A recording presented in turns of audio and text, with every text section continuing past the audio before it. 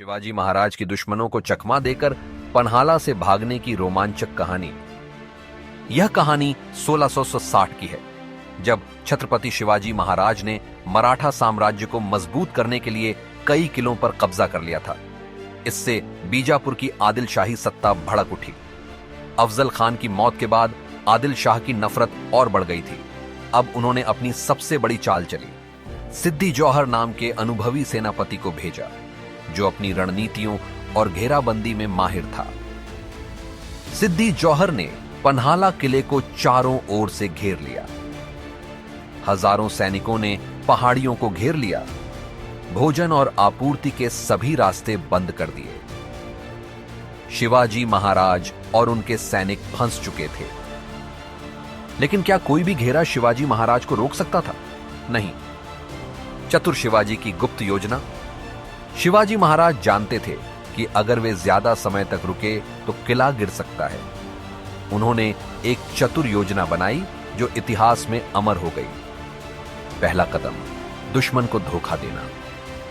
शिवाजी महाराज ने अपने सबसे भरोसेमंद योद्धा हिरोजी फर्जंद को बुलाया और कहा, आज से तुम शिवाजी बनोगे। हिरोजी को वही कपड़े पहनाए गए, वही हथियार दिए गए और शिवाजी महाराज के महल में रखा गया। उनके चारों ओर कुछ सैनिक रखे गए ताकि दुश्मनों को लगे कि शिवाजी महाराज किले में ही हैं। दूसरा कदम, रात के अंधेरे में गुप्त रास्ता। एक अंधेरी तूफानी रात चुनी गई।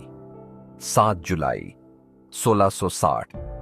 बारिश इतनी तेज हो रही थी कि कुछ भी साफ नहीं दिख रहा था। यही सबसे बड़ा मौका था। शिवाजी महाराज अपने 600 सबसे भरोसेमंद सैनिकों के साथ किले की पिछली दीवार से रस्सियों के सहारे नीचे उतरे और पहाड़ियों में गायब हो गए। अब उन्हें विशालगढ़ किले तक पहुंचना था, जो सुरक्षित था, लेकिन यह आसान नहीं था। शिवाजी महाराज और उनके सैनिक जंगलों, घाटियों और पहाड़ों से होते हुए बढ़ रहे थे। लेकिन तभी सिद्दी जौहर को किसी ने खबर दे दी, शिवाजी महाराज भाग रहे हैं। सिद्दी जौहर ने अपने सबसे तेज 5000 सैनिकों को शिवाजी का पीछा करने भेज दिया। बाजी, प्रभु का बलिदान, पावनखिंड का ऐतिहासिक युद्ध। अब सबसे बड़ा सवाल था, कैसे 600 सैनिक 5000 दुश्मनों को रोकेंगे। बाजी प्रभु देशपांडे ने कहा, महाराज आप विशालगढ़ की ओर बढ़िए, हम यहीं रुकेंगे और रास्ता बंद कर देंगे।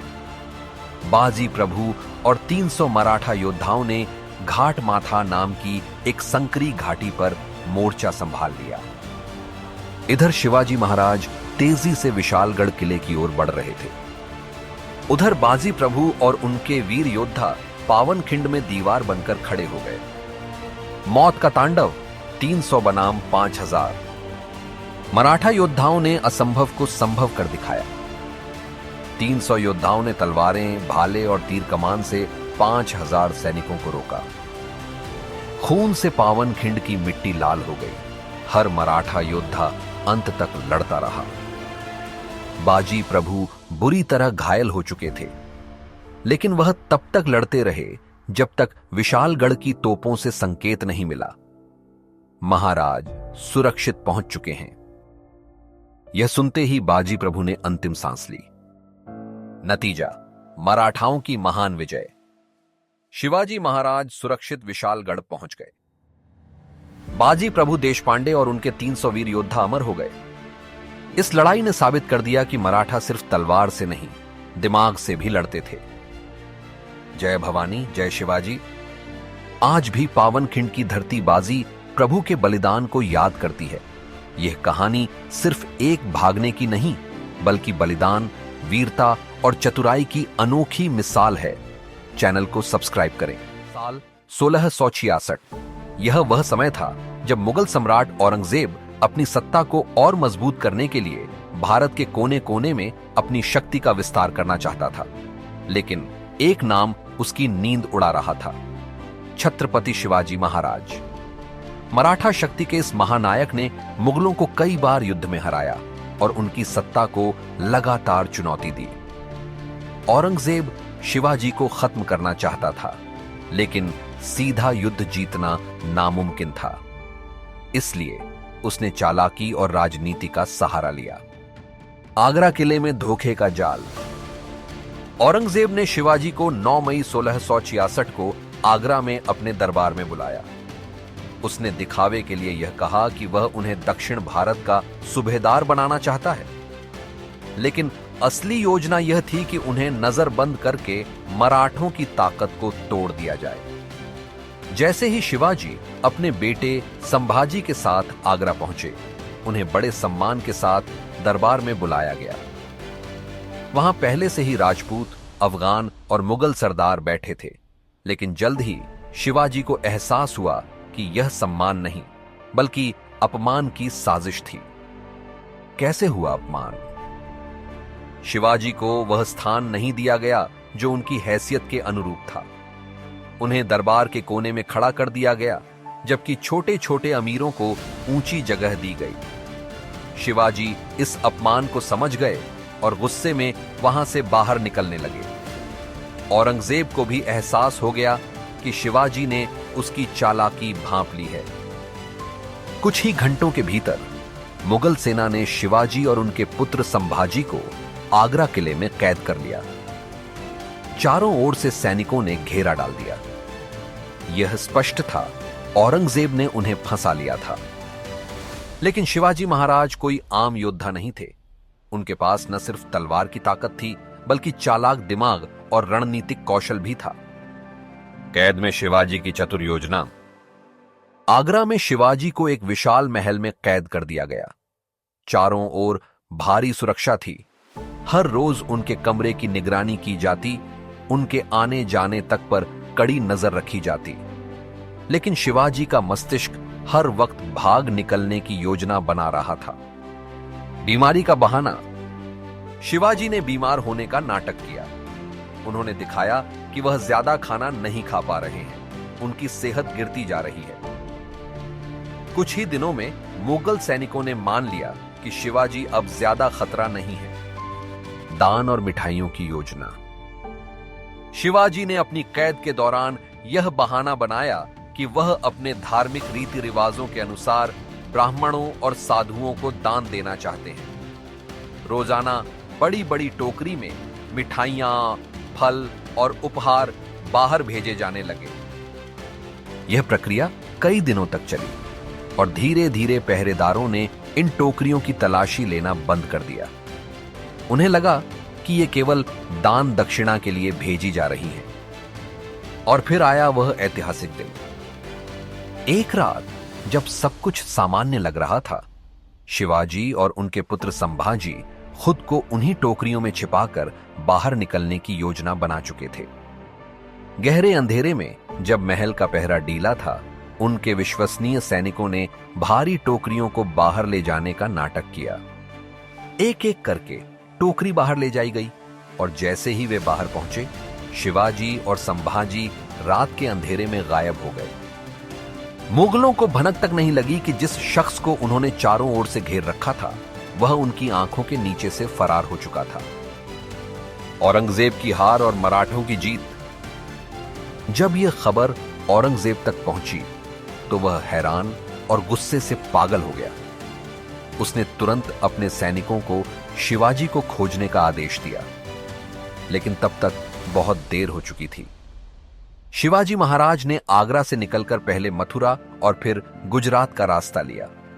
वहां से वे सुरक्षित महाराष्ट्र पहुंच गए और मराठा सेना को फिर से संगठित किया।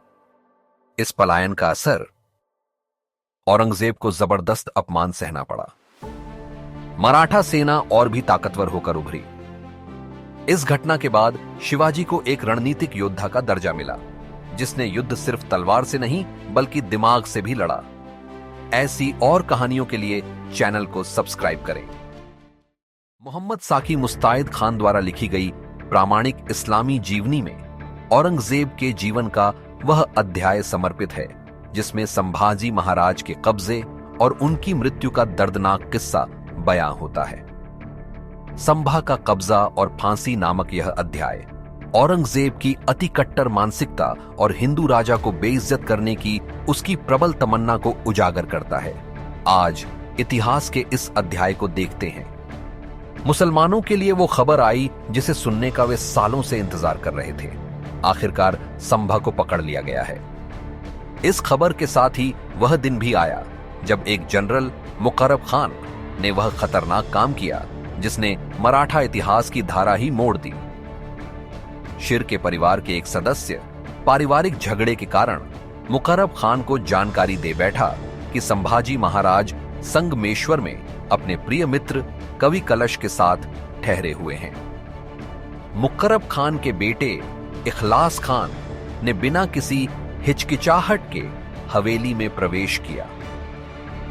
उन्होंने संभाजी महाराज, कवि कलश और महाराज के 25 प्रमुख अनुयायियों व उनकी पत्नियों के बालों को खींचते हुए उन्हें बंदी बना लिया। यह खबर जैसे ही अकलूज में बैठे सम्राट औरंगजेब तक पहुंची, उन्होंने तुरंत आदेश दिया कि बादशाह हमदुद्दीन खान से कहे कि इन बंदियों संभाजी महाराज और कवि कलश को जंजीरों में बांधकर लाया जाए। औरंगजेब की अंधी आस्था के तहत संभाजी महाराज को अपराधी की निशानी के रूप में लकड़ी की टोपी पहनाई गई और जब वे शिविर में प्रवेश करते तब ढोल की थाप और तुरही की धुनों के साथ उन्हें घुमाया गया ताकि मुसलमानों का हौसला बुलंद हो और हिंदुओं का मनोबल टूट जाए। उन्हें पूरी शिविर में इस अपमानजनक अंदाज में ले जाया गया ताकि हर उम्र के मुसलमान इस जीत का जश्न मनाएं। जब संभाजी महाराज को औरंगजेब के सामने लाया गया तो अत्याचारी सम्राट ने कालीन पर घुटने टेकते हुए आकाश की ओर मुंह करके प्रार्थना की, अपने भगवान का शुक्रिया अदा करते हुए। उसी दिन संभाजी महाराज और कवि कलश को बहादुरगढ़ की जेल में डाल दिया गया। जेल की बेदर्द दीवारों में भी महाराज की आंखों में जलती हुई आग मंद न हुई।